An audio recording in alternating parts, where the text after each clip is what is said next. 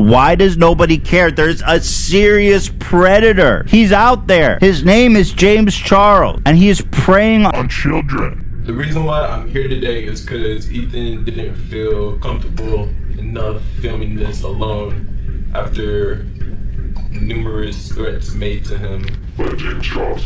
He asked me what my age was, and I told him I was 14 years old. He asked me what my age was, and I told him I was 14.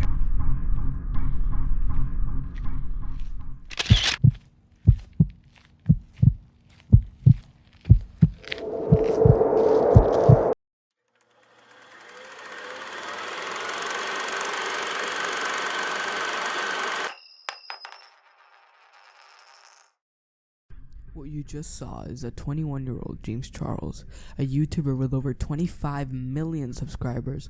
Although his cheery attitude and his content may make him seem like just another beauty YouTuber with a large following, James Charles is far from that. Over the course of months, James has accumulated over 8 sexual assault allegations, 6 of which were minors. Let's dive into the sick, twisted world of James Charles, the biggest mask on YouTube.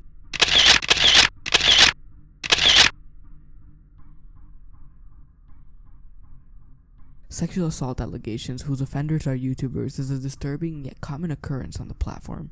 Examples like Call Me Carson and Kiwis, both situations that I won't touch on in this video for lack of time. On the surface, it may seem like these YouTubers are taking advantage of their child audience.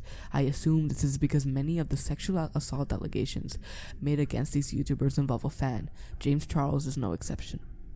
But why is he not in jail? Why is the like to dislike ratio on his apology video so high? Why does it seem like platforms like TikTok are protecting such a sick person as James Charles, even going to the extent of removing every single video that gets traction that mentions his allegations? James Charles' videos are being removed from TikTok. People are trying to talk about it. TikTok's like his biggest platform. He is massive on TikTok, and nobody can talk about him. How come with over a half dozen allegations made against him, he still has loyal supporters? How come when the first allegation came out against him, he released a half-assed apology and then proceeded to tweet normally, seemingly attempting to bury the apology in the vast sea that is the James Charles Twitter page? Let's begin answering those questions. In this video, I'll cover the 3 most prominent accusations made against James Charles. Let's dive in.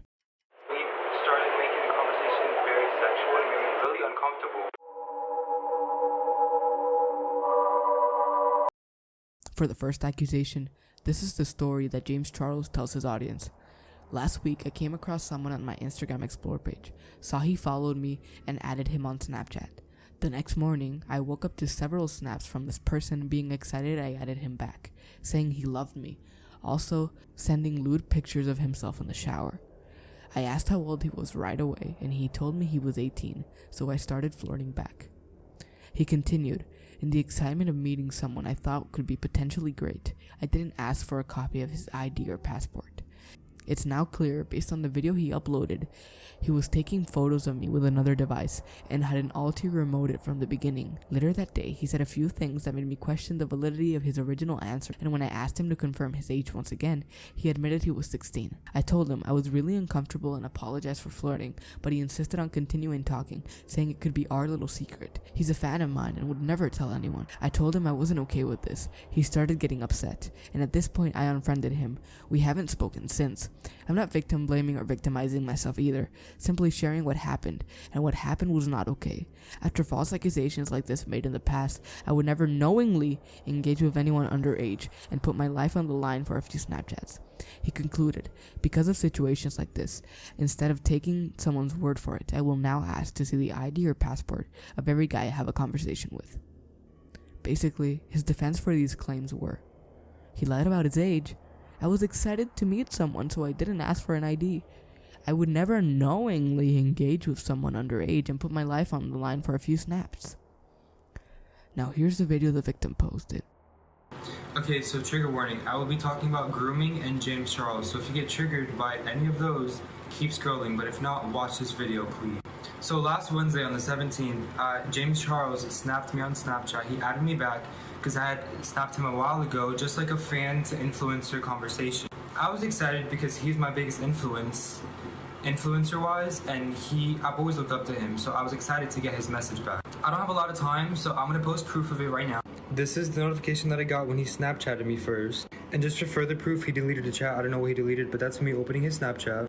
I went into the bathroom, and I guess he saw the bathroom light, so he started making the conversation very sexual, and it made me really uncomfortable. And I'll post some of the stuff that he sent me now. You can't see it because it's blurry, because I took it on my iPad, because I don't want him to see that I screenshotted it, but I'll post it right now. He proceeded to send me explicit pictures of his body. More in part 2. So this is part 2 of the James Charles story. So after sending me that first picture of his body, explicitly, he sent me multiple after that, and I'll post them now. I was getting really uncomfortable, so I told him my age. I told him I'm 16. Meanwhile, he's 21. He's a grown man. And then he proceeds to say, oh, but I didn't even get to see meaning my body. And after telling him, like, no, like, I'm not gonna send it to you, he kept on asking for pictures and videos of body hair and me flexing and stuff. He proceeded to ask to FaceTime me, which I then said no to, and then I asked why. And this is what he said. It's sad to say that I can't even look up my biggest influence the same again. I've heard multiple stories about him doing this to people, but you never believe it until it happens to you. So now I'm a big believer of what James Charles does to other people, and it sucks because he has so much going for him, and he does this to himself. All I ask from TikTok is to try to boost this video as much.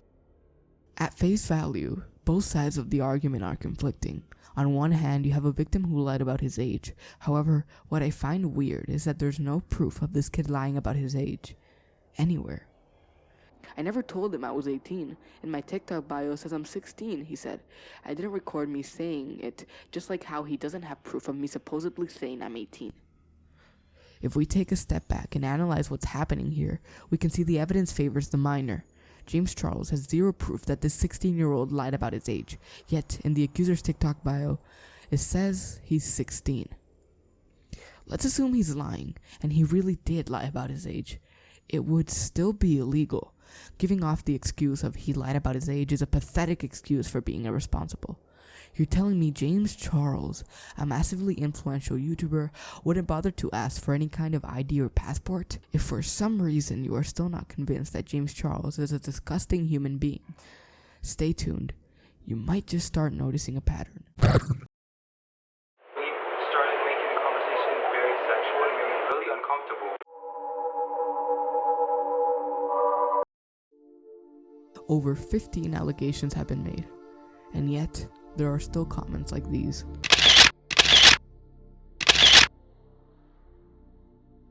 Most of them are defending James, saying the accuser lied about his age, even when James, as a 21-year-old, should be responsible enough to do so. If you still defend James Charles up to this point, take a look at this.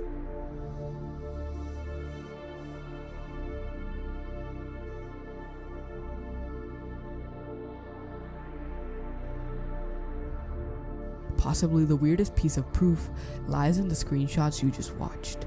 James Charles wished a minor a happy birthday after having sent him flirty Snapchats.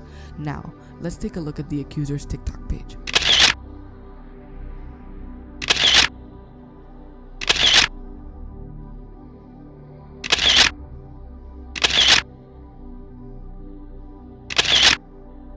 Yes, that's right. 3 different posts, all of which say he's 15.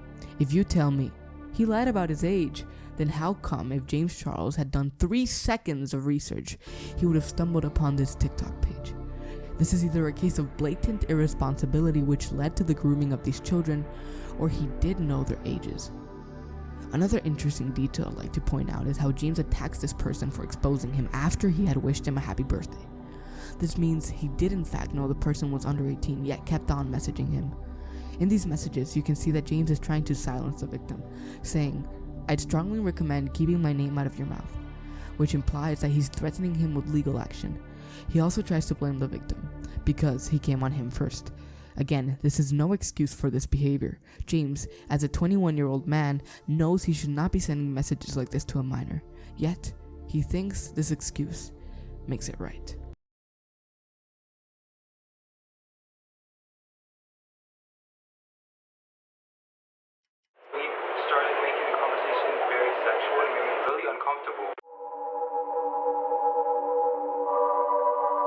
A random 21-year-old man has been exchanging pornography with your kid brother, gets caught for this online, and then goes online, claims that he didn't understand what he was doing, claims he didn't know his age, claims that he's a bit of a victim because he was just desperate and has trouble dating, and gets 125,000 likes and gets to continue posting, and everyone's just going to move on because he quote-unquote addressed it.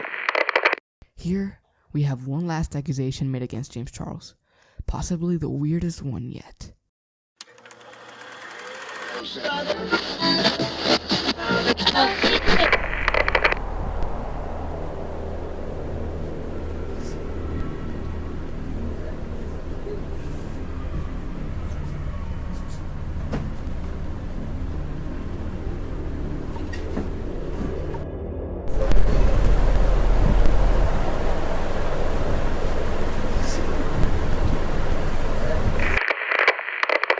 James Charles asked a minor to do sexual activities with him.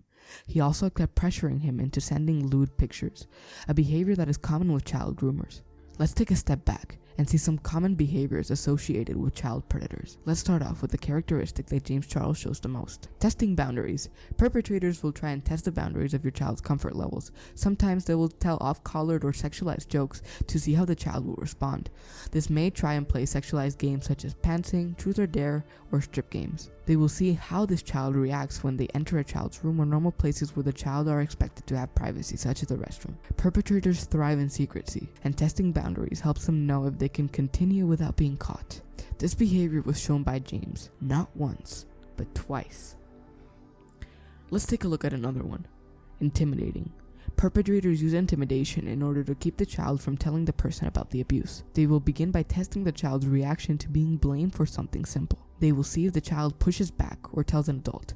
Then they will progress to threatening the child or causing a child to feel a sense of guilt. They often use a fear of embarrassment to keep a child from telling a person about the abuse. They may use statements such as, "No one will believe you," or threaten them with danger or danger to someone they love to keep them from telling. Again, on multiple occasions, James has expressed this kind of behavior. Finally, we have this one. Communicating secretly. Perpetrators will look for any communication channels to communicate with the child secretly. Often, these interactions begin online. They will encourage texting, emailing, and calls to be secret. Remember that perpetrators thrive in secrecy, so they will always encourage the child to keep everything silent. And once again, we have James Charles expressing predatory behavior. He encourages one of the victims to move on to Snapchat, a platform that is known for hosting all sorts of predators and predatory behavior. The reason why this platform is so renowned to predators is that the app tells you if someone screenshots or records their messages. It also deletes conversations after 24 hours. This makes it so victims have little to no time to show these messages to the proper authorities before their deletion. Oh, and did I mention this? James Charles isn't facing any repercussions.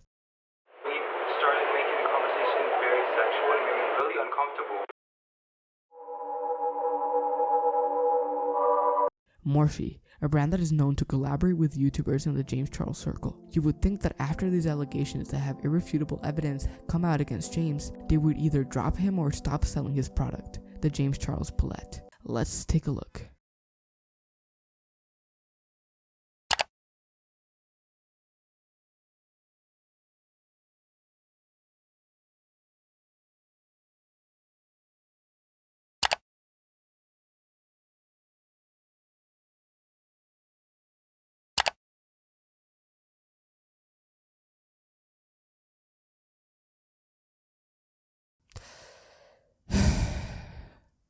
A multi-million-dollar corporation is profiting off of a child predator.